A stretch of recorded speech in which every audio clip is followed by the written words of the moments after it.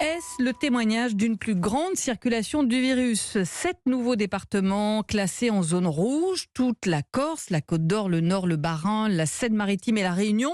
Décret paru ce matin au journal officiel qui porte donc à 28 le nombre de départements en zone rouge. Qu'est-ce qui a changé la donne, Johanna Chabas? Tout part en fait du taux d'incidence. Alors qu'est-ce que c'est? C'est le nombre de cas pour 100 000 habitants en une semaine.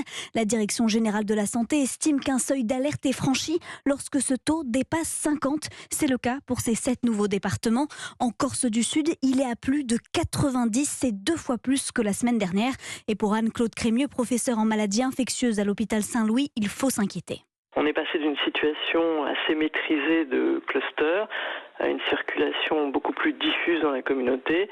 Le contrôle de l'épidémie devient évidemment plus difficile et au fond, notre arme, c'est de freiner au maximum la diffusion de ce virus par tous les moyens possibles et d'isoler les personnes infectées dans la population jeune, mais aussi évidemment et surtout dans la population qui risque de faire des infections sévères.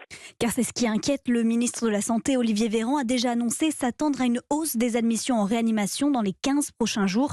Passer un département en zone rouge dans l'immédiat, ça ne change pas grand-chose, mais ça donne plus de pouvoir au préfet pour limiter la propagation du virus.